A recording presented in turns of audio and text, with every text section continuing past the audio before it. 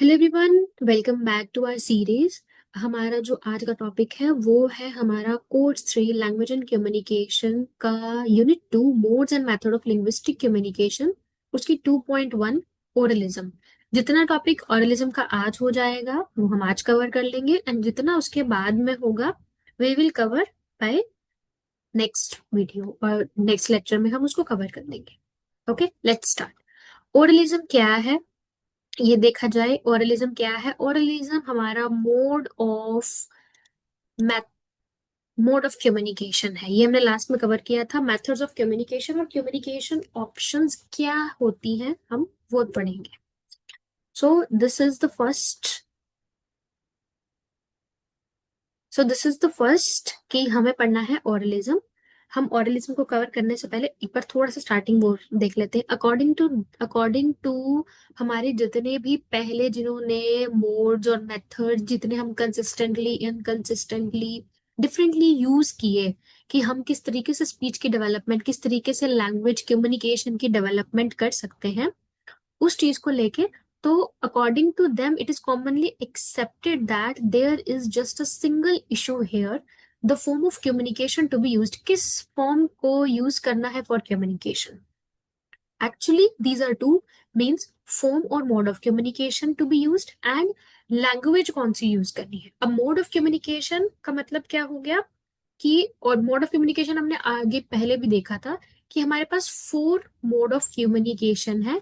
2 out of these primary modes है which are reading and writing and speech reading, and we left with the 2 options जो है हमारा oral और oral. एक है AURAL एंड दूसरा है ORAL and visual manual also. So types of language, हमारी टाइप ऑफ लैंग्वेज कौन कौन सी है? वर्बल लैंग्वेज है और मैनुअल लैंग्वेज है। One mode out of two and one type of language out of two can be selected, and the combination of these called method of communication। उसी को बोला जाता है कि हम एक मोड यूज कर रहे हैं कम्युनिकेशन का, मेथड यूज कर रहे हैं। सो टाइप्स ऑफ लैंग्वेज में हमारी वर्बल लैंग्वेज है, तो ओरलिज्म और टोटल कम्युनिकेशन यूज हो रहा है। मीन्स वर्बल लैंग्वेज मतलब बोलना है, तो उसमें बोलना है। ओरलिज्म मतलब बोल के। और टोटल कम्युनिकेशन जिसमें हमारा विजुअल मैनुअल हम सब चीज यूज करते हैं। नेक्स्ट हमारी जो मैनुअल लैंग्वेज है, मैनुअल लैंग्वेज उसमें हमारा ओरलिज्म यूज नहीं होता, उसमें हमारी एजुकेशनल बाइलिंगुअलिज्म यूज होती है। ठीक है, तो वो हमारा विजुअल और मैनुअल में क्या हो गया? That is educational bilingualism. Next, philosophy who desired to develop verbal language deaf children's में हमें जब डेवलप करनी है, that is through oral and oral called as oralism. Oralism किसे बोला जाता है? अगर नेचुरली बोला जाए, ओरलिज्म एक हमारा मोड ऑफ कम्युनिकेशन है, हमारा ओरल और ओरल जिसको बोला जाता है। वो किस लिए? कि हमें वर्बल लैंग्वेज को डेवलप करना है डेफ चिल्ड्रन में, थ्रू ओरल एंड ओरल, जिसको ओरलिज्म बोला जाता है। अब the philosophy that desire to develop verbal language in the deaf students with the support of visual manual, अगर हम विजुअल और मैनुअल दोनों मोड यूज करते हैं, विजुअल मैनुअल, तो हम बोलते हैं उसको हम टोटल कम्युनिकेशन बना रहे हैं। Next the philosophy who desires Next, the philosophy who desire develop manual language in the deaf children with manual mode, उसको हम बोलते हैं एजुकेशनल बाइलिंगुअलिज्म। ये 3 टाइप है, हम पढ़ेंगे सब चीज, लेकिन इसमें पहले आज हमें जो करना है वो हमें करना है oralism. So there are three method of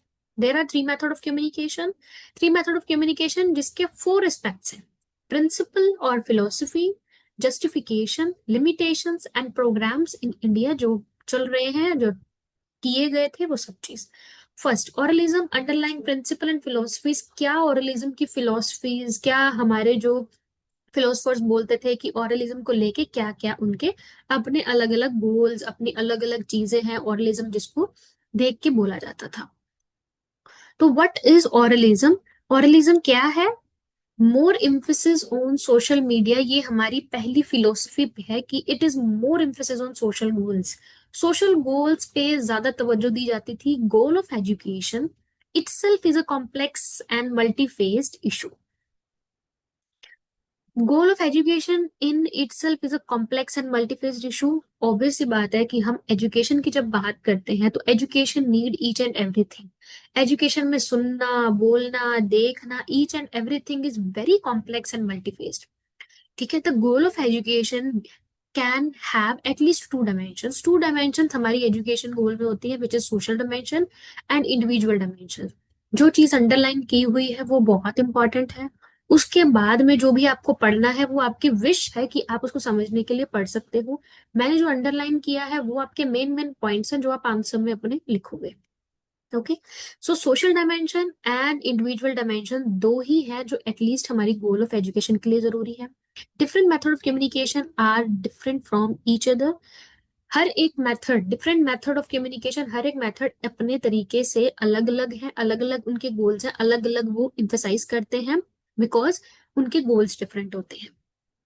तो हमारा एम्फेसिस अगर सोशल गोल है तो social goal is very significant expect underline the three method of communication. So the individualist and the social goals cannot be separated into watertight compartment. हम social goals को separate नहीं कर सकते हैं individualistic से. It has to be very well understood. The individualist and the social goals cannot be separated. वो separate नहीं हो सकते। जर्नल भी हम एजुकेशन में देखें तो एक एजुकेशन और general education, these are not in contrasting position, तो कंट्रास्टिंग पोजीशन में नहीं आते हैं। ऑरलिज्म एम्फेसाइज करता है सोशल गोल्स पे। अकॉर्डिंग टू इट इंडिविजुअल जो है वो सोशल इंटरेक्शन पे ज्यादा फोकस करें, has to be satisfactory for him और for him for as an successful individual. As an successful individual जब हम सोशल इंटरेक्शन की बात करते हैं तो ओरलिज्म सोशल गोल्स पे क्यों ज्यादा एम्फेसाइज करता है, क्यों ज्यादा तवज्जो देता है, वो इस चीज को लेके देता है because to be successful individual हमें सोशल इंटरेक्शन होना चाहिए, सबसे बात करनी आनी चाहिए, सबसे हमें बात करनी किस तरीके से करनी है, कितनी अच्छे तरीके से करनी है, नेटवर्किंग किस तरीके से करनी है, हम कितना अच्छे से बात कर सकते हैं, वो सब चीजें इंपॉर्टेंट होती है। No individual can survive without linking her self with society. Society से बिना बात किए हम नहीं रह सकते, नहीं सर्वाइव कर सकते। According to oralism, According to oralism, fulfillment of social goals is more important than individualistic goal. Social goals को complete करना according to oralism is more important than the individualistic. Social acceptance, social identity और other social issues are comparatively ज्यादा importance देते हैं as compared to हमारी जो individual development है उससे भी ज्यादा। ऑरलिज्म इसलिए एम्फेसाइज करता है डेवलपमेंट ऑफ स्पीच। ऑरलिज्म ज्यादा तवज्जो देता है या ज्यादा उस पर फोकस करते हैं that the development of speech जिसमें रिसेप्शन और एक्सप्रेशन आता है, मींस हम समझें भी, हम रिसीव भी करें अच्छे से, एंड एक्सप्रेशन भी, हम एक्सप्रेस भी अच्छे से करें। It can be seen in the light of the emphasis of achieving social goals. Obvious सी बात है, जब हम समझेंगे, जब हम एक्सप्रेस अच्छे से करेंगे, लोग हमें सुनेंगे, हमसे बात करना उन्हें अच्छा लगेगा, तो this is the light of our social goals कि हम उन सोशल गोल्स को अचीव कर पा रहे हैं। स्पीच प्लेज की पोजीशन इन ओरलिज्म। स्पीच हमारा एक प्ले करता है की position in oralism because it is considered the most effective tool for socialisation. Speech play करता है ओरलिज्म में किस लिए कि ओरलिज्म जब हम बोलेंगे, जब हम एक्सप्रेशन, हमारी एक्सप्रेसिव स्पीच होगी तो हमारा जो एक इफेक्टिव टूल होगा फॉर सोशलाइजेशन। हम सोशलाइज करते हैं तो हम किस तरीके से करते हैं? सोशलाइजेशन मीन्स हम सब अपने थॉट्स को शेयर करना, अपने थॉट्स को, लोगों के थॉट्स को सुनना, उनके थॉट्स में हमें अपनी राय रखना, अपने थॉट्स, अपनी इंडिविजुअलिटी रखनी, तो वो हमारे स्पीच एक अच्छा की पोजीशन ऑरलिज्म में एक अच्छा कंसिडर करती है। This is the effective tool. Oralist जो जितने भी ऑरलिस्ट हैं, जितने भी ऑरलिज्म जिन्होंने बात की है, it beliefs verbal language link individual with society. ये जितने भी ऑरलिस्ट है उन्होंने वो बिलीव करते हैं कि वर्बल लैंग्वेज हमारी इंडिविजुअल विद सोसाइटी से लिंक्ड है and use of manual method would delink और isolate an individual from the society in which the individual is placed. वो वर्बल लैंग्वेज को ज्यादा एक इम्पोर्टेंस देते हैं, ज्यादा बिलीव करते हैं that verbal language individual society को सोसाइटी से जोड़ने के लिए इंडिविजुअल को बहुत ज्यादा इंपॉर्टेंट है। और जो मैनुअल मेथड है वो कहीं ना कहीं सोसाइटी से हमें अलग कर देता है, सोसाइटी से हमें आइसोलेट कर देता है। Next is emphasis on residual hearing. Oralists believe that the total deafness, अगर total deafness है children from the birth, it's extremely rare. Therefore, the overwhelming majority of profoundly deaf children have some residual hearing. माना जाता है कि profoundly भी जो deaf children हैं उनमें भी थोड़ी सी residual hearing होती है. Residual hearing of even the profoundly hearing impaired can be exploited by the means of amplification. हम उन्हें amplification provide कर सकते हैं so that the brain receives, so that कि उनके जो brain है वो अच्छे से इनपुट को रिसीव कर सके, ऑडिटरी चैनल तक पहुंच सकते और उनकी जो लैंग्वेज डेवलपमेंट है वो स्पोकन लैंग्वेज डेवलपमेंट में आ सके, मीन्स उनकी जो लैंग्वेज है वो डेवलप हो सके. ऑरलिज्म के अकॉर्डिंग जो स्पोकन मैसेज है, इफ अप्रोप्रिएटली एम्पलीफाइड, अगर एम्पलीफाइड किया जाता है अच्छे से, can provide adequate analog of message receive, कि उनका जो मैसेज रिसीव है by the people with normal hearing, उनकी अगर वो एम्पलीफिकेशन अच्छे से होती है, this means maximum use of residual hearing supported by the amplification is crucial to the oral philosophy. Oral philosophy में जब हम डेफनेस की बात करते हैं कि जो कंप्लीटली प्रोफाउंड डेफनेस भी है चिल्ड्रन में, अगर तो वो भी अगर ये यूज करते हैं कि हम एम्पलीफिकेशन प्रोवाइड करा के बच्चों को बहुत अच्छे से, हम बहुत अच्छे से बच्चों को एक अप्रोप्रिएट एम्पलीफिकेशन दे, एडिक्वेट उनको मैसेज रिसीव हो नॉर्मल हियरिंग पीपल से, तो ये एक इम्पॉर्टेंट क्रूशल इम्पॉर्टेंट पार्ट है हमारी ओरल फिलोसफी का.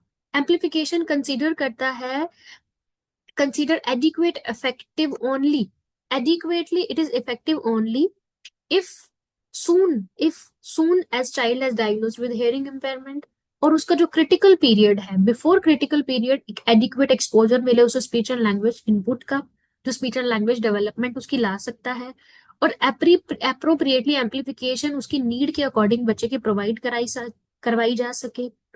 Provide constant ensuring its working condition, उसकी वर्किंग कंडीशन को अच्छे से देखा जाए, मीन उसकी working on prenatal acceptance, preparing जो उसकी ट्रेनिंग मटेरियल है, एम्पलीफिकेशन डिवाइस का मेंटेन करना, उसको क्लीन करना और उसके मोल्ड को चेंज करना, हर एक चीज को अप्रोप्रिएटली चेक करना, तब हमारी जो एम्पलीफिकेशन है और जो हमारी एम्पलीफिकेशन को एडिक्वेटली इफेक्टिव माना जाता है. Provide along with system long term and rigorous training called, जिसको ऑडिटरी लर्निंग बोला जाता है, ऑडिटरी ट्रेनिंग बोला जाता है, वो भी प्रोवाइड कराई जाए, because it is profoundly dead dead है, प्रोफाउंडली डेड है, मीन उसकी डेफनेस है फ्रॉम द बर्थ. तो फ्रॉम द बर्थ जब डेफनेस होती है तब हमारा बच्चा नहीं बोल पा रहा है, नहीं सुन पा रहा है, उसने कभी आज तक आवाज सुनी नहीं है, तो जब आवाज उसने सुनी ही नहीं है तो हाउ कम वी नो कि उसको कुछ चीज पता है कुछ चीज नहीं पता है. जितना एज सुन एज इम्पोर्टेंट, जितना जल्दी उसको एक तो उसकी अर्ली इंटरवेंशन हो, जितना जल्दी पता चलेगा उतना जल्दी उसको हियरिंग एड्स एम्पलीफिकेशन प्रोवाइड कराई जाए, और जितना जल्दी हम, the role of residual hearing plus amplification is second to none in oral philosophy. Residual hearing plus amplification system is second oral philosophy का most important part है. Third is motor speech through therapy. Next motto है speech through speech. The great amount of stress और amplification is essential since speech is considered as ultimate target. Obviously बात है हमारा speech ultimate target है, बच्चा बोल नहीं रहा है. To achieve the oral philosophy, oral philosophy में हमारा मेन फोकस ही इसी पे है कि बच्चा बोले. Oralism gives more emphasis on social goals. Oralism ज्यादा एम्फेसिस देता है सोशल गोल्स पे. According to oralism, ability to use speech means ability to use speech, किस तरीके से स्पीच यूज होगी, इधर रिसेप्शन और एक्सप्रेशन मीन्स बच्चा समझे और बच्चा बोले. Automatically link to person to the society, automatically ये लिंक करता है कि हमारी सोसाइटी के साथ, command over verbal language of the society, ये हमारी एक prerequisite for the fruitful social interaction होती है, कि जब कोई कमांड देता है ओवर वर्बल लैंग्वेज, वो हमारी एक प्री रिक्विजिट चीज है. मीन्स अगर मेरी मम्मी ने मुझे कुछ बोला तो that is the part of the society, कि मेरी मम्मा ने कुछ बोला मुझे, उन्होंने कोई कमांड दी वर्बल लैंग्वेज के through, and this become the social interaction between us. Man basically is a social being, man basically social being है, and speech connects man with society. और अगर बच्चा बोलेगा, बच्चा समझेगा, तो वो सोसाइटी से अच्छे से कनेक्ट करेगा. तो स्पीच है वो हमारा एक असेंशियल गोल है for the individual to society to survive in modern society. Non-impaired children is constantly exposed to spoken language before, because of which acquire speech skills automatically. अब इट इज, ये fact है कि जब non impaired children constantly speech spoken language में रहेगा तो वो skill सीखता है, ऑटोमेटिकली स्किल सीखता है। किस तरीके से? जब वो बिल्कुल फेस टू फेस इंटरेक्शन करता है। Oralism compares children with hearing impairment with non impairment. Oralism compare करता है children with hearing impairment or non-hearing impairment. First language acquires and claim that the children with hearing impairment too can possess effective speech if qualitatively and quantitatively adequate exposure is ensured. अगर adequately, qualitatively and quantitatively exposure मिले तो वो बोलते हैं कि हमारे जो non impaired भी हैं वो भी बहुत अच्छे से हमारी स्पीच को इंश्योर कर सकते हैं। स्पीच की उनमें एक्सपोजर अगर अच्छे से दिया जाए एडिक्वेटली तो वो हो सकता है। Hence speech through speech which simply means one has to provide speech to expect speech. With non-impaired children, speech is expected if speech is provided. In other words, speech is a goal. Speech itself is a tool to achieve goal. According to the oralism, there what we want for the hearing impaired child is speech, and what we provide them is also speech. हम जो दे रहे हैं वो भी speech है, और जो हम हमारा जो गोल है वो भी speech है। ऑरलिस्ट इसीलिए बोलते हैं, क्लेम करते हैं कि language learner with profound hearing loss has the same internal language acquisition. Oralist ये भी बोलते हैं कि जो लैंग्वेज डेवलपमेंट, जो लैंग्वेज एक्विजिशन हमारे पास है वो ही हमारे प्रोफाउंड हियरिंग लॉस के पास भी है, वही मैकेनिज्म उनके पास भी है। They also have potential to construct the set of rules that govern and the use of particular language as an other non-impaired child. Other non-impaired child के पास जो भी constructor rule of construct govern करता है वो भी हमारे non impaired के साथ भी होता है। All children put it need an adequate amount of language experience. सबको एक language experience देना adequate amount का, if they are to develop language adequately. अगर उनमें language adequately develop करानी है, although inability to hear clearly and adequate create serious barriers in the process of intake. ये एक सबसे बड़ी प्रॉब्लम है कि वो अगर वो सुनेंगे नहीं तो वो एक स्पीच इनटेक जो है उनका एक सीरियस नोट पे एडिक्वेटली वो एक सीरियस बैरियर आता है। ऑरलिस्ट बिलीव दैट अगर हम उन्हें children can perceive the auditory signal as communication symbols, अगर वो कम्युनिकेशन सिंबल्स के थ्रू में एडिक्वेटली उन्हें स्पीच प्रोवाइड कराएं, सेवरल मोड्स, स्टेप्स, टिप्स अगर आप प्रोवाइड कराते हैं to the parents by schoolers in term of goals, planning और implementing language experience and monitoring the language development, तो बच्चे में लैंग्वेज डेवलपमेंट होती है। Next, role of speech in oralism. अब स्पीच का रोल क्या है ऑरलिज्म में? हमने जैसे ही बोला कि पहले हमारा स्पीच का मोटो था कि speech through speech is a motto of this method, ये एक मेथड है। It acquires key role, means role of speech is considered in three folds. हम स्पीच को किस तरीके से लेते हैं? डेवलपमेंट लैंग्वेज, लैंग्वेज को डेवलप करना। एसेंशियल क्या है हमारा? लैंग्वेज डेवलप करना। Socialisation, academic achievement and development of literacy. Desirable क्या है? Since the need of speech in modern society is highlighted strongly by the oralist, it is considered as a most desirable thing of the deaf child. ये एक most important thing है हमारे def child के लिए, और जो most desirable भी बोला जाता है। तो इसीलिए बोलते हैं कि मॉडर्न सोसाइटी की नीड है स्पीच, और ये हाईलाइट करता है कि जो ऑरलिस्ट भी हाईलाइट करते हैं कि this is the most desirable thing जो एक डेफ चिल्ड्रन में भी हमें इंपॉर्टेंट है। Now what is attainable? Although speech is considered to be desirable, speech consider करते हैं हम कि desirable है, several teachers and parents have serious doubts. अब कुछ teachers और parents ऐसे भी doubts हैं about the deaf child, about the deaf child in term of speaking fluently. Fluently कैसे बोलेंगे बच्चे, या fluently किस तरीके से बच्चे बोलते हैं, उनमें भी अब उनको problem है। Oralists, however, strongly believe that the majority of the cases, auditory signal received, although filtered through the hearing loss, are sufficient to be recognized as speech signals by the brain and sufficient to allow auditory language processing mechanism of the brain to develop and operate. Hence, role of speech is not any desirable but is considerably as attainable. अब ऑरलिस्ट्स, बहुत से ऑरलिस्ट्स और बहुत से teachers parents एक serious doubt में हैं, have serious doubt, कि जो वो स्ट्रांगली बिलीव करते हैं कि मेजोरिटी ऑफ जो केसेस हैं उनमें जो ऑडिटरी सिग्नल है वो रिसीव होते हैं, फिल्टर्ड होते हैं थ्रू द हियरिंग लॉस, और एज अ कॉन्सिक्वेंस भी इसको देखा जाता है। They are sufficient to recognise speech signal, वो एक सफिशियंट है रिकॉग्नाइज करने के लिए कि स्पीच का सिग्नल आ रहा है, क्योंकि उसका ब्रेन उनको वो सफिशियंट ऑडिटरी लैंग्वेज देता है, अलाउ करता है processing mechanism of the brain to develop and operate, एक सफिशियंट प्रोसेसिंग देता है उसको ब्रेन को डेवलप करने के लिए एंड ऑपरेट करने के लिए। इसलिए स्पीच एक डिजायरेबल नहीं है, वो अटेनेबल है, अटेन हो जाती है। In short, role of speech in oralism is considered to be essential. इसलिए बोला जाता है कि ओरलिज्म में जो हमारे ओरलिज्म को कंप्लीटली एसेंशियल, डिजायरेबल और अटेनेबल बोला जाता है स्पीच के मामले में, जब हम ओरलिज्म की बात करते हैं। अब नेक्स्ट आ गया हमारा मैनुअल कम्युनिकेशन। मैनुअल कम्युनिकेशन क्या है? Range of the system which could classify into three items, three types में उसको देखा जाता है। For convenience, natural body movement and facial expression. Manual मतलब हमारी जो नेचुरल बॉडी और हमारा फेशियल एक्सप्रेशन, हमारे फिंगर्स पैनिंग, हमारी sign language, sign system and cued speech.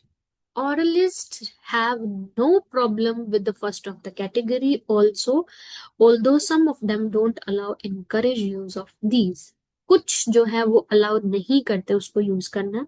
Oralisms, oralists जितने भी हैं do not have strong objection to the second category, since finger spelling are commonly used in a very limited way for ease of communication. Oralists को problem नहीं है first category से, although some do not allow, कुछ encourage नहीं करते। जो oralist दूसरे हैं उनको do not have strong objection to the second category, oralist उनको सेकंड कैटेगरी से भी they don't have strong objection नहीं है, सिंस उनको फिंगर स्पेलिंग जो है, जहां फिंगर स्पेलिंग की बात आती है, वो एक लिमिटेड ईज ऑफ कम्युनिकेशन माना जाता है। Oralists do not have strong objection to the first two categories because they are not to replace but to supplement verbal communication. Same is not the case with the third category. Third category के साथ में वो same नहीं है। You must have heard, read several teachers parents discussing the disadvantages of sign language and sign system.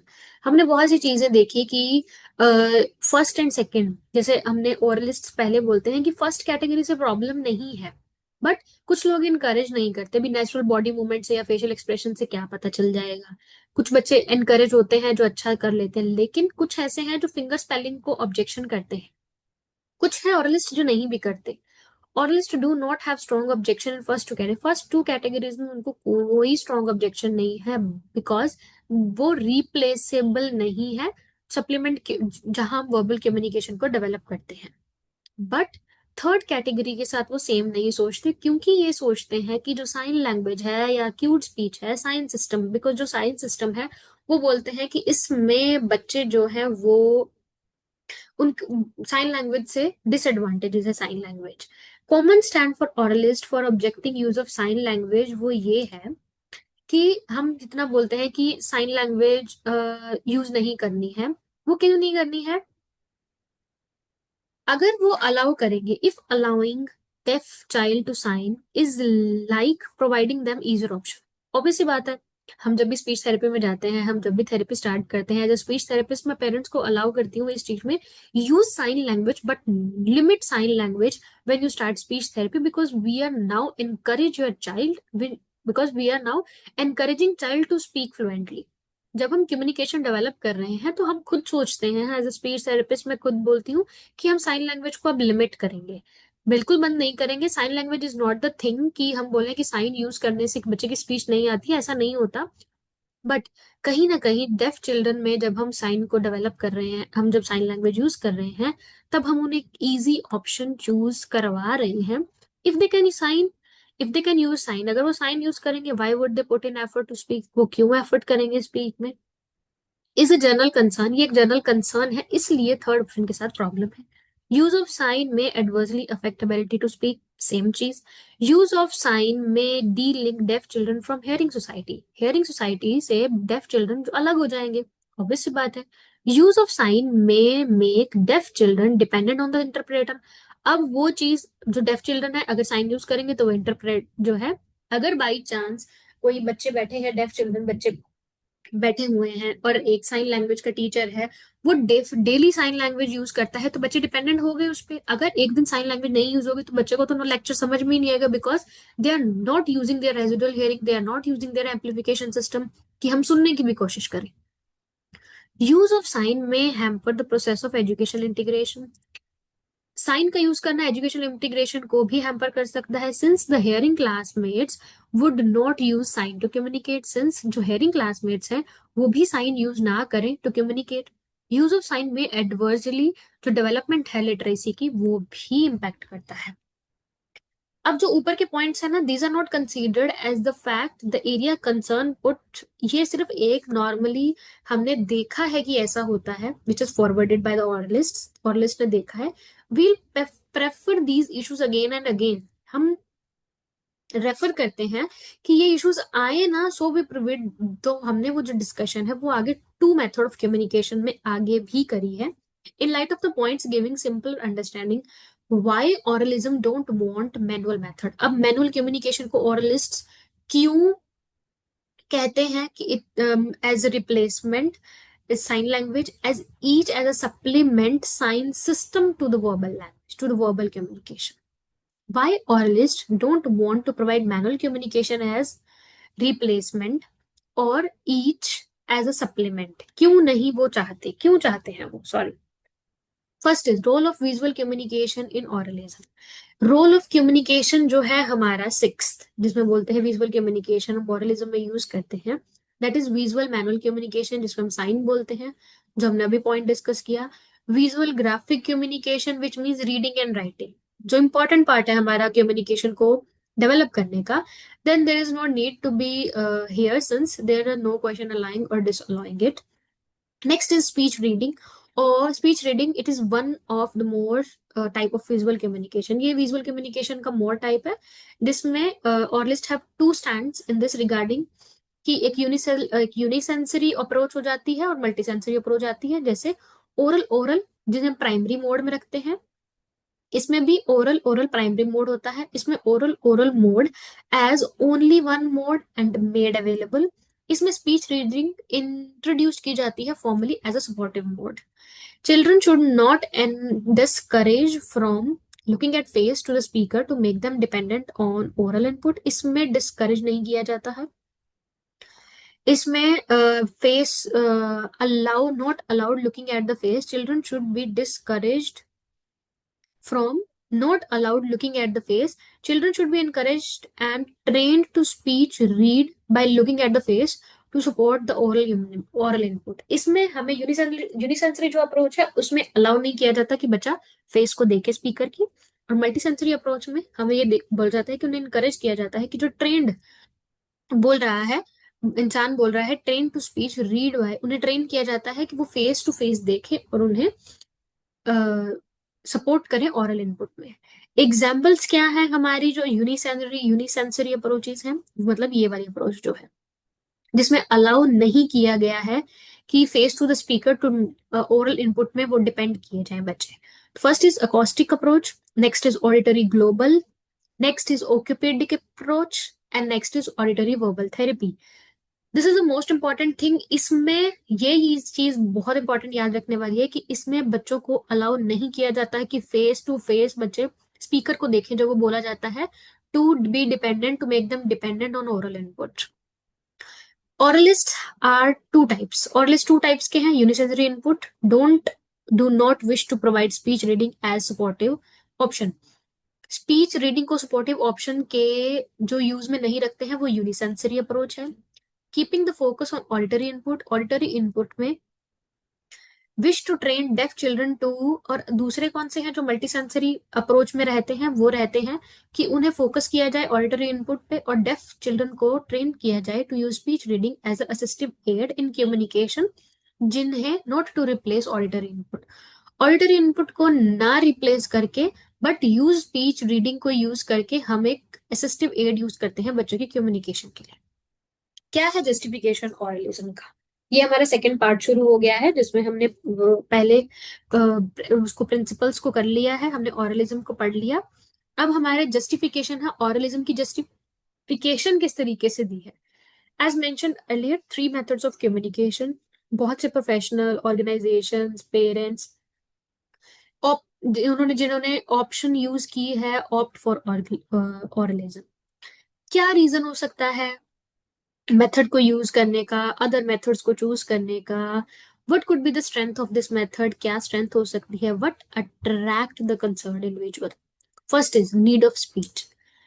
We have seen according to the oralism, this is fruitful social interaction बनता है with society is a prime goal, जो हमारे ओरलिज्म का prime goal भी है.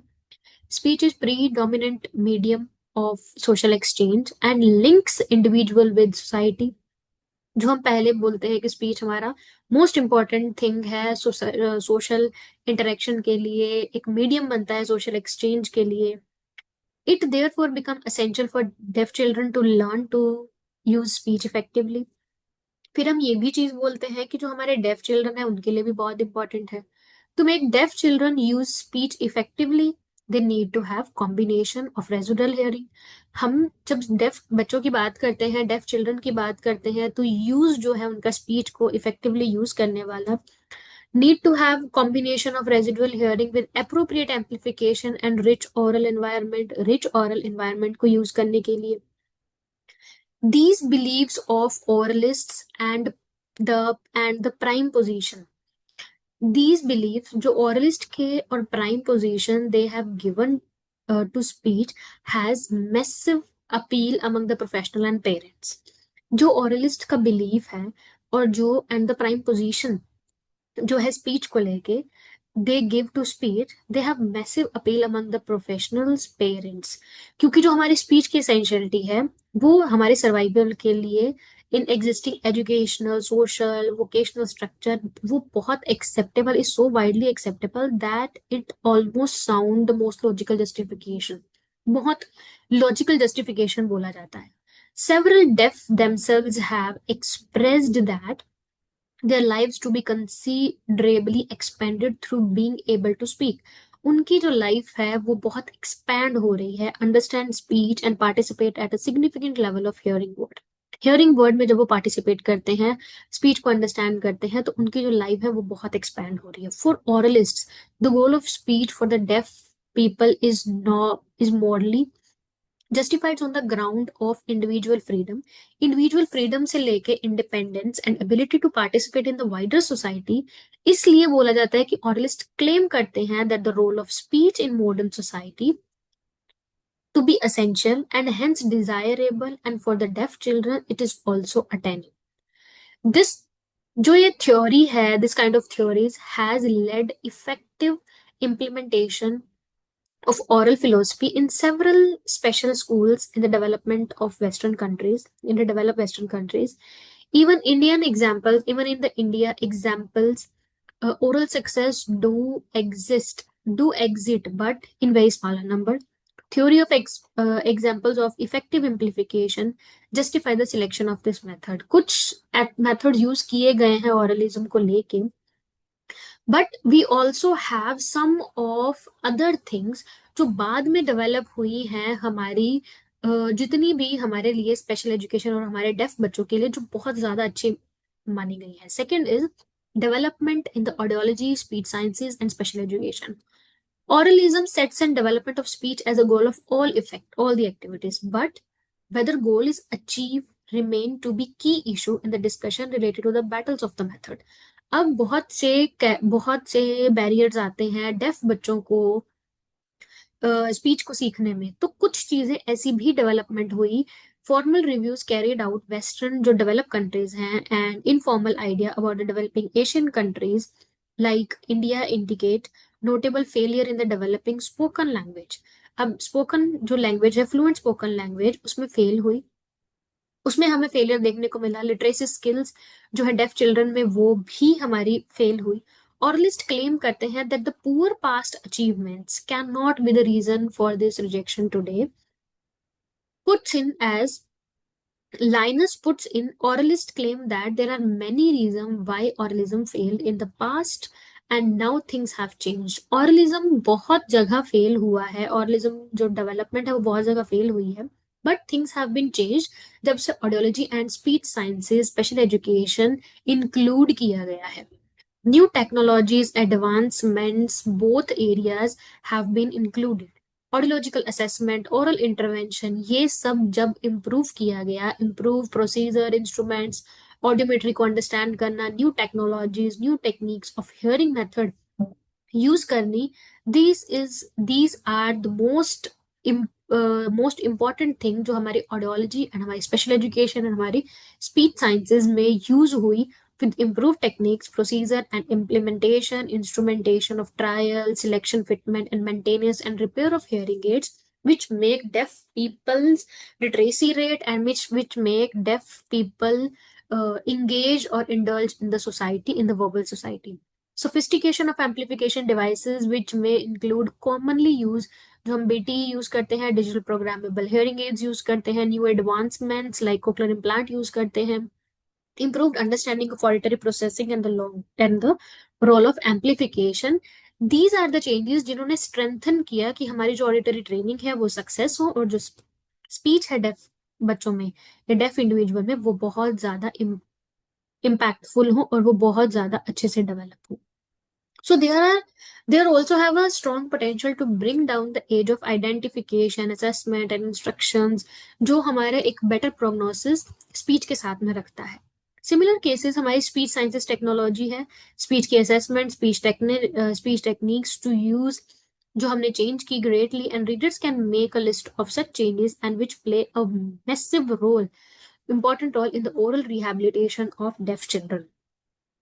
The field जो हमारी स्पेशल एजुकेशन फील्ड है have several changes in terms theory and practice because जिसमें हमारा सक्सेस है developing speech does not appear to be impossible dream.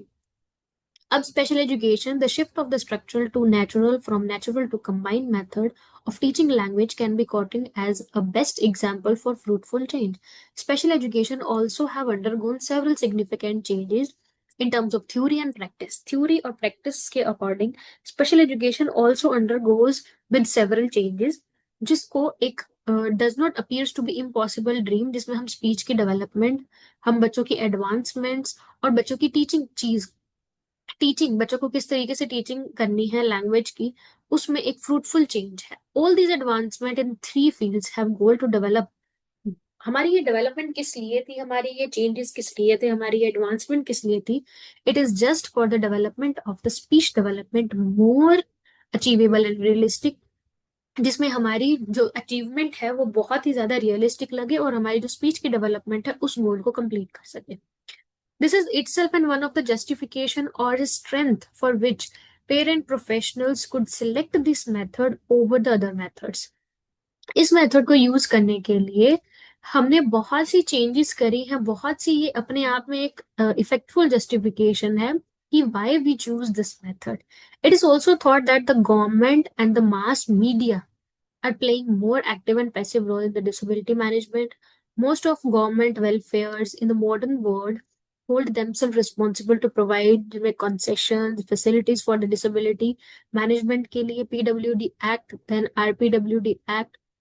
They have most important example for this where a number of provisions जिसमें educational achievement के लिए बनाए गए हैं. Attitudes of the जो society है, community है towards the person with disability have changed greatly.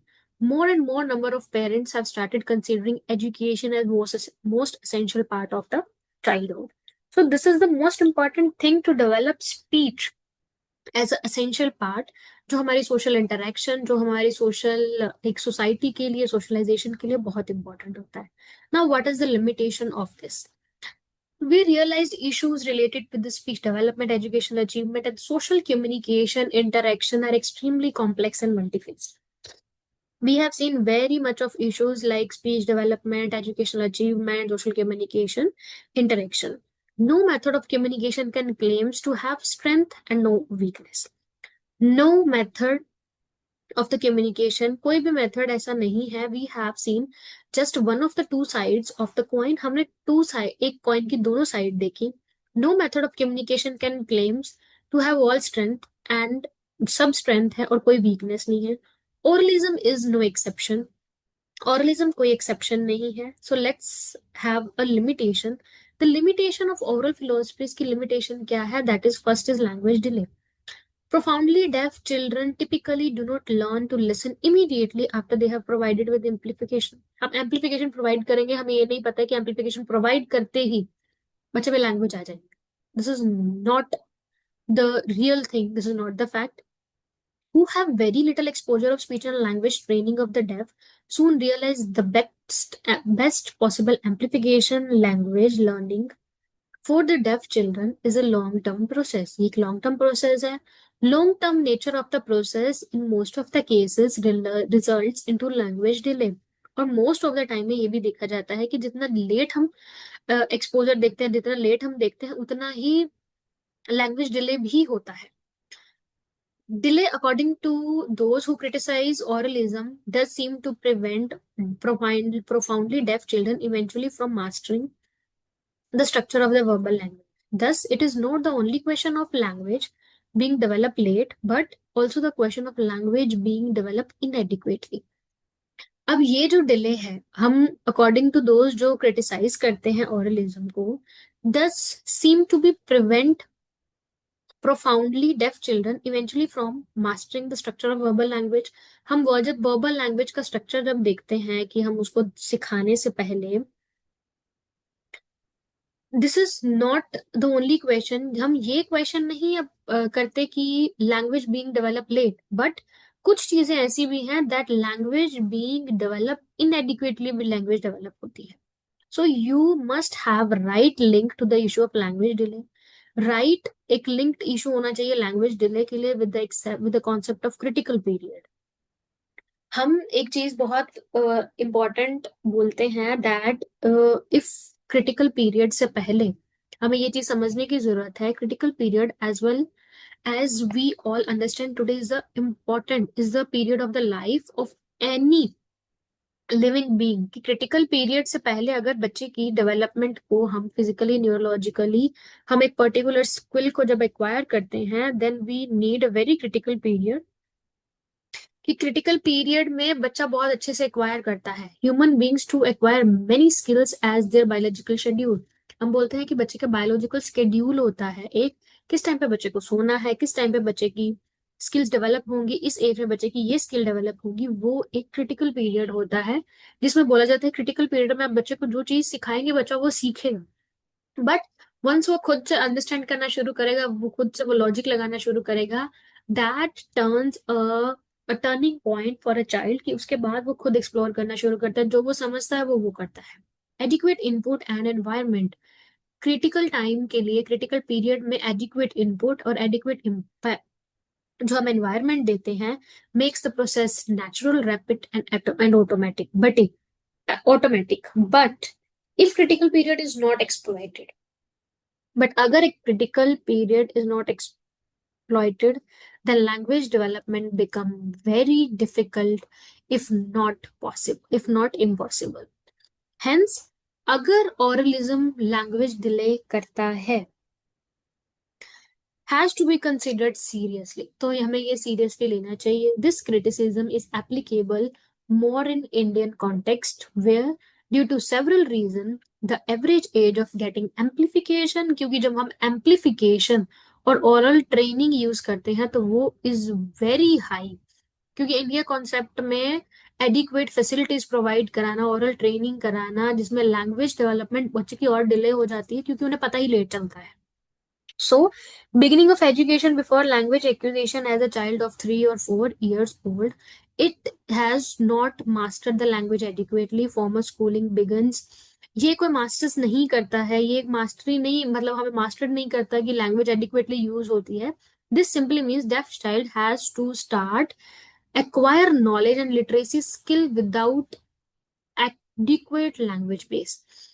Without adequate language base, जब हम डेफ चिल्ड्रन को देखते हैं that deaf children has to start acquire language and literacy skills without adequate language base. This kind of situation is supposed to be extremely undesirable for any child.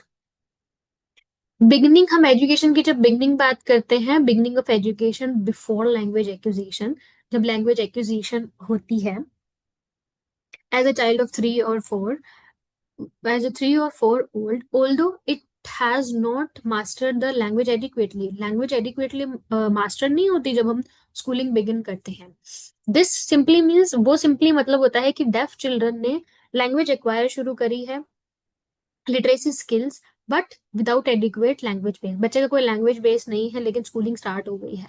ये जो situation है, this kind of situation is suppose to be extremely undesirable. ये एक undesirable है. इसीलिए scholars like Watson बोलते हैं, claim करते हैं that introduction of literacy rates only after adequate acquisition of speech and language is one of the principal of oralism. Watson बोलते हैं दी क्लेम दैट जो हमारी एडिक्वेट लिटरेसी स्किल्स हैं उसको इंट्रोड्यूस करना after adequate speech and language के acquisition से, ये हमारा एक इंपॉर्टेंट प्रिंसिपल है ऑरलिज्म का. According to it, literacy skills have to be introduced after ensuring sufficient command. उनके अकॉर्डिंग में क्या है, that literacy skill has to be introduced after जो सेवरल कमांड्स है वर्बल कम्युनिकेशन की, वर्बल लैंग्वेज की आने के बाद. बट इन मेनी केसेस, अब बहुत केसेस ऐसे होते हैं कि उसको लिटरेसी स्किल्स जो है it have to be introduced as a child passes 3 or 4 years immaterial of his level command over spoken language. Language delay therefore is considered to create problem in the language, in the development of literacy and knowledge. So the language delay, according to the bilingualist, can be avoided by the introduction of sign language.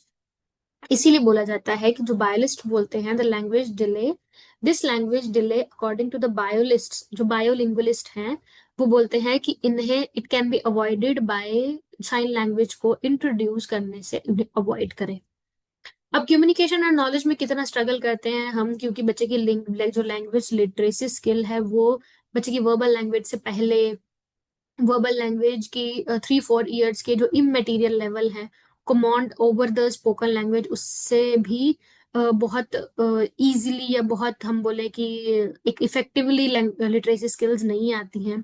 सो एक language struggle ये भी आता है कि हम communication और knowledge के बीच में स्ट्रगल कैसी होती है. लिसनिंग, जो नॉन इम्पेयर्ड चिल्ड्रन है ऑटोमेटिकली वो नेचुरली सुनते हैं, नेचुरली लिसनिंग को फॉर ग्रांटेड भी ले लेते हैं. बट जो नॉन इम्पेयर्ड चिल्ड्रन है, they keeps listening as they work, eat और dance. It's like a bonus process that keeps rolling on its own without any conscious effort. Non impaired जो है वो कॉन्टिन्यूसली लिसन करते हैं, वो granted भी लेते हैं, क्योंकि वो खाना खाते टाइम खाना खाना काम करना, डांस करना, it is like a bonus. उनके लिए तो ये बोनस है कि कोई भी कॉन्शियस एफर्ट करने की मतलब एफर्ट नहीं करना पड़ रहा है. But non impaired individual realize the value of listening only when they have difficulty communication due to distorted or too much signal on radio, television और टेलीफोन में. जब ऐसी चीजें होती है, जब हम बहुत परेशान हो जाते हैं कि आवाज नहीं आ रही यार, परेशान हो जाते हैं, तब उन्हें वैल्यू समझ आती है कि जब हम that we are not impaired, और तब हमें वैल्यू समझ आती है कि हाँ, हमारी कम्युनिकेशन, हमारी नॉलेज और हमारी हेयरिंग की क्या वैल्यू है. During such time the struggle hard to get a message that hence also get irritated. बहुत हम इरिटेटेड भी हो जाते हैं. Therefore can imagine the situation which deaf children, वो जो वर्बल कम्युनिकेशन एरिया में फील करते हैं, कि उन्हें कितनी कॉन्स्टेंटली स्ट्रगल करनी पड़ती है. Through listening through hearing aid mostly requires, हमें बहुत अलर्ट रहना पड़ता है, बहुत केयरफुल अटेंशन देनी पड़ती है. कोई बोल रहा है तो हियरिंग एड के साथ में सुनना पड़ता है. In fact there can be no communication if deaf children do not keep their senses auditory for listening और visual for speech hearing, for speech reading alert in the ready position. मतलब उनके लिए तो इतनी भी प्रॉब्लम होती है, देर इज नो कम्युनिकेशन, उनके लिए तो वो भी कम्युनिकेशन नहीं होती कि अगर उनके पास में if they do not keep their senses alert, अगर वो अपने सेंसेस को अलर्ट नहीं रखें और एक रेडी पोजीशन में ना रखें, उनके लिए तो डेफिनेटली ऑन गोइंग स्ट्रगल रहती है. ongoing nature of such struggles can be highly टायरसम and made, जितना भी मेंटल फिटीक हो जाता है बच्चों को लेके या बच्चों को खुद से, कि हमें कॉन्टिन्यूसली स्ट्रगल करना पड़ता है, कॉन्टिन्यूसली ही देखना पड़ता है कौन बोल रहा है, कैसे बोल रहा है, कितना बोल रहा है। So even in the rich oral environment जो प्रोवाइड कराते हैं, and even if the deaf pupil has acquired a good command of verbal language, it is claim by the criticist of oralism. Oralism के जो criticist हैं वो claim करते हैं that receiving education and undertaking communication exclusively by oral oral mode is extremely different. वो फिर भी सोचते हैं कि जो ओरल ओरल मोड है वो एक्सट्रीमली डिफरेंट है। It simple means constant and complex struggle for the deaf children. भी कॉम्प्लेक्स स्ट्रगल है, कॉम्प्लेक्स वो स्ट्रगल करते हैं डेली बेसिस पे for deaf children. Critics feels that the deaf children is pushed into a situation, उन्हें उस situation में डाला जाता है where he or she is always at a disadvantage relative to hearing children in receiving and expressing information via spoken language। वो क्रिटिसिस feel करते हैं कि डेफ चिल्ड्रन हमेशा उस सिचुएशन में फील करते हैं कि उनको डिसएडवांटेज होता है, क्योंकि जहाँ पे बच्चे जो हेयरिंग बच्चे हैं वो अपने आप को रिसीव कर पा रहे हैं, वो अपनी लैंग्वेज को एक्सप्रेस इंफॉर्मेशन को कर रहे हैं स्पोकन लैंग्वेज से। सिंस इसीलिए बोला जाता है, since communication is N one going and primary need which has to be satisfied minute by minute, the experience struggle is long lasting and constant। Obviously the rich environment भी होगा तो भी def बच्चों को बहुत अलर्ट रहना पड़ता है, बहुत ही क्रिटिकली अपने सेंसेस को एक एडिक्वेटली देखना पड़ता है। That critics particularly express their concerns and the main stream deaf children for whom communication can be much, भी कभी कभी उनके लिए मच फ्रस्ट्रेटिंग और कॉम्प्लेक्स हो जाता है। The accounts of some deaf individuals who have been educated, जो educated in non-special mainstream schools and languages in schools and colleges. According to the Lawson or decoder Lawson suggests that using communication mode which is designed for normal people can be stressful and undertaken। जो normal people के लिए design किया गया है, it must be, वो एक stressful situation है। Many researchers बहुत से रिसर्चर्स ने क्लेम किया है कि इतनी struggle and failure of many times for communication may adversely affect करता है the personality of the deaf children। Low उनका जो लो सेल्फ स्टीम है, सोशल आइसोलेशन है, अग्रेशन, इरिटेबिलिटी है, लैक ऑफ कॉन्फिडेंस, सब चीज ये अफेक्ट होती है in the undesirable traits which results due to such frustration, जो डे टू डे कम्युनिकेशन में उन्हें देखने को मिलती है। It may also have the learning process in classroom slow or tiresome। कभी कभी constant learning processes जो चल रही होती है क्लासरूम में। Oralist इस चीज में रिस्पॉन्ड करते हैं। Oralists respond to their criticism by accepting that verbal communication is undoubtedly difficult। However, oralists feel करते हैं that not all the deaf children have negative feelings about verbal communication, and they also feel oral education has to be provided in spite of difficult because it best prepares the deaf children for life।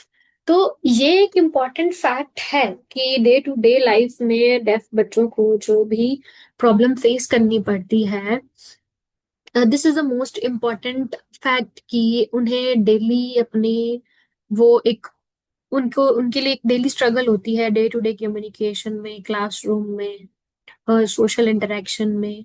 Next is inadequacy of technological development. कुछ चीजें ऐसी भी limitations में आती हैं जो these are the जो technical problem से रिलेटेड है। और technical problems is, can all technical problem still date replace natural auditory system that human have? Simply can any instrument take place of human ear? कोई ऐसा instrument है जो human ear का जो उसकी जगह ले सकता है? अनडाउटेबली, मतलब हम अनडाउटेड कहते हैं कि नहीं, अपने कान ही होते हैं, ऐसा नहीं होता है। जब हम जस्टिफिकेशन ऑरलिज्म की डिफाइन करते हैं It is also claimed that the technical जो changes हैं हमारे special education, audiology, speech sciences, they give us strong reason to select oralism. उन्होंने strong reason दिया है कि हम oralism को क्यों select करें. Critics of oralism जो criticist हैं वो उनके questions को two regarding questions है जो बोला गया कि क्या टेक्नोलॉजी जो है वो टिल डेट या हमारे नेचुरल ऑडिटरी सिस्टम को, ह्यूमन ईयर को रिप्लेस कर सकता है, नहीं कर सकता. According to the few, technological development of no use if it is not ruling out the difficulty and struggle experienced by the deaf children while using spoken language. According to the few, कुछ जो लोग हैं, the technological development is of no use. अगर उन्हें ज्यादा problem, if it is not ruling out the difficulties और struggle को अगर वो नहीं देखते हैं, तो उन्हें जो स्पोकन लैंग्वेज है, वो जो डेफ बच्चे स्पोकन लैंग्वेज में कॉन्टिन्यूसली स्ट्रगल करेंगे और too many childrens has this technology reach today. क्या अब तक सब बच्चों के पास में, कितने, हाउ मेनी चिल्ड्रंस, जितने कितनों के पास में वो टेक्नोलॉजी आ गई है कि we use oralism over everything, over sign language और ओवर बॉडी लैंग्वेज और ओवर स्पेलिंग, फिंगर स्पेलिंग, कि हम वो यूज ना करें, साइन सिस्टम यूज ना करें, but we use oralism. Second question is more relevant in the context of developing countries like India. India में ये बहुत है, हम खुद जानते हैं कि एनीथिंग जो भी बनाया गया है या anything which is to be made for पीडब्ल्यूडी और विद और फॉर एनीवन, कितनों के लिए भी कोई भी चीज की जाए, technology has its own role to play in the development, but it does not reach the masses. No positive changes can be brought about. Earlier we discussed about the advancements in terms of hearing aids. हम hearing aids के बारे में, cochlear implant और sophisticated hearing instruments, इनके बारे में बात करते हैं. How many deaf population do you think that provided by the opportunity to make use of such technological advancements today? कितने लोगों के पास ये पहुंच गया है? Statistics are not available, but what does the experience say is 3 to 4% if you are from metro city, and less than that if you are from rural. Number cannot define exceeds 5% in India means the strongest justification of oralism holds good, not for more than 5%. Now 5% से ज्यादा के लिए oralism अच्छा नहीं है, because if 5% में किसी के पास hearing aids, amplification devices, है, ये तो अभी मतलब बहुत जैसे पुराना हम बोलते हैं, but now onwards there are awareness programmes बहुत हैं, बहुत सी चीजें ऐसी यूज हो रही हैं जिसमें बहुत हम हेयरिंग एड्स प्रोवाइड करा रहे हैं और बहुत ही रूरल प्लेस पे, अर्बन प्लेस पे सब जगह होता है. Next is pre requisites of oral success. Pre requisites क्या है हमारे ओरल सक्सेस में? Crucial roles, factors playing the crucial roles in any philosophy works in desired way. The three factors are the prerequisites, which means if only these factors are fulfilled, अगर ये factors पूरे हो गए तो ये हम philosophy को predict कर सकते हैं that these are very much successful. Oralism को सक्सेसफुल बनाने के लिए हम क्या करते हैं? देयर आर 7 और 6 फैक्टर्स. जो 6 फैक्टर्स हैं, clinical and academic factors. First is hearing loss, means hearing loss की नेचर को और डिग्री को अच्छे से पहचाना जाए. Absence of any other handicap. Hearing loss is nature, degree, type और ऑन सेट टाइम, कितना कब से हुआ है, कौन से टाइप का हेयरिंग लॉस है, कितनी डिग्री का है, नेचर क्या है. Anything, everything we have to be, हमें बहुत अच्छे से उसको देखना है. Next is absence of any other handicapped, कोई और हैंडीकैपनेस तो नहीं है. Absence of any additional problem, कोई और एडिशनल प्रॉब्लम नहीं है. 2 साल से पहले पहले अर्ली आइडेंटिफिकेशन. अब ये 2 साल लिखा हुआ है, बट दिस इज पुरानी बुक है ये. तो अभी की जो अर्ली आइडेंटिफिकेशन है, अभी तो बोला जाता है कि हम अर्ली आइडेंटिफिकेशन में लेते हैं 6 महीने में बच्चे की, फर्स्ट 3 मंथ्स में बच्चे का सब कुछ हो जाना चाहिए, एंड विद 6 मंथ्स हमें सब चीज उनको प्रोवाइड करानी है, विच इज अर्ली इंटरवेंशन, जो कि एक अप्रोप्रिएट, सिस्टमैटिक, ऑनगोइंग और मॉनिटर्ड वे में होनी चाहिए. एम्पलीफिकेशन सिस्टम को प्रोवाइड करवाना appropriately, early, constant, with training, appropriate specialise school input, कि बच्चे का क्रिटिकल टाइम वेस्ट ना हो, इसीलिए ये सब अर्ली इंटरवेंशन में आता है. Like type of school, specialised support system, सब चीज, एंड चाइल्ड्स की personality which could be hard working, motivated, adequate, acceptance of deafness and hearing aid. तो ये हर एक चीज हम प्रोवाइड कराते हैं ताकि बच्चे की ओवरऑल जो पर्सनैलिटी है, बच्चे की होलिस्टिक अप्रोच हो.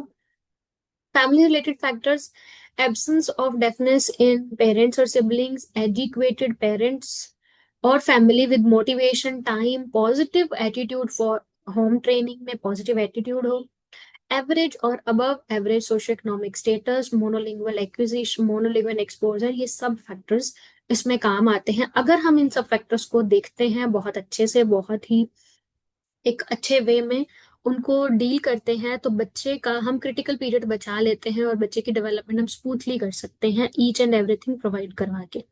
Environmental related factors means availability of facility, मतलब नियर बाय रेजिडेंस में बच्चा जब रह रहा है तो उसकी डायग्नोज, ऑन गोइंग असेसमेंट, उसकी अप्रोप्रिएट स्कूलिंग, उसकी ट्रेनिंग, पेरेंट्स को गाइड करना, हेयरिंग एड को रिपेयर करना, मोल्ड उसके एक्सेट्रा, हर एक चीज को प्रोवाइड कराना, और बच्चे का इन्वायरमेंट रिलेटेड के अकॉर्डिंग एक्सपोजर, होम में एक्सपोजर क्या है, स्कूल में क्या है, एनवायरमेंट एक्सपोजर क्या है, और मोनोलिंगुअल एक्सपोजर इन 3 डोमेन्स. बच्चे को वो एक ही लैंग्वेज यूज करवानी है तीनों एनवायरमेंट में.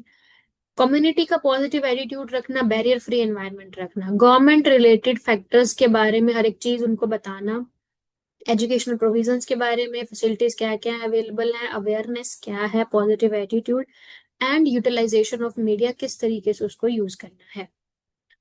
देर आर की फैक्टर्स जो प्री रिक्विजिट्स बोले जाते हैं that this for success of oralism. Oralism के सक्सेस में हमारे ये प्री फैक्टर्स है, अगर हम इन्हें बहुत अच्छे से कंप्लीट करते हैं, so we will definitely provide child's best life with deafness also. You would have realized why the point of prerequisites have come as a limitation, because more factors acting as prerequisites, less are the chance of success.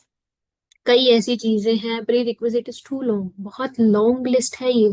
So how many percentage of India should child do you think that all pre requisites are fulfilled, मतलब हम कितना सोच सकते हैं कि pre requisites को पूरा full किया जाता है. कोई ना कोई पॉइंट छूट जाता होगा, कोई ना कोई चीज छूट जाती होगी. Even if we single one of अगर हम सिंगल भी even if we single out one of the prerequisite, for example, the early identification, then how many Indian deaf children are identified below the age or 1 or 2?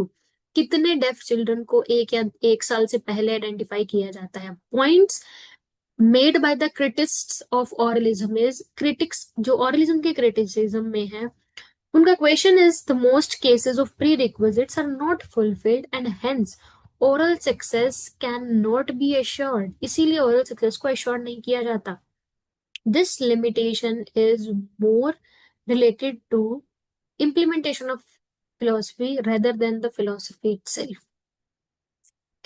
Next हम total communication पढ़ेंगे, वो हम next class में start करेंगे. This is whole about the ऑरलिज्म.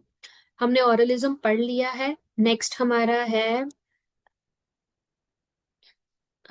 Next है हमारा ये हमारा ऑरिजिन कंप्लीट हो गया है. नेक्स्ट टोटल कम्युनिकेशन, फिर एजुकेशन बायलिंगुअलिज्म कंप्लीट करेंगे. ऑरिजिन का ये टॉपिक कंप्लीट हो गया है, इसको बहुत अच्छे से पढ़ लीजिएगा और बहुत अच्छे से 2 से 3 बार इसको रिवाइज कर लेना, क्योंकि टोटल कम्युनिकेशन और एजुकेशन बायलिंगुअलिज्म थोड़ा और बीच में आ जाएगा. हम नेक्स्ट क्लास में मिलते हैं. और इसी इन नोट्स के लिए आप मुझे टेलीग्राम चैनल पे, मेरा जो स्पेशल एजुकेशन नोट्स का चैनल है, उसको आप प्लीज ज्वाइन कर लो. उसमें आपको सारे नोट्स और क्लास सारी वहीं पे आपकी पोस्ट होती है.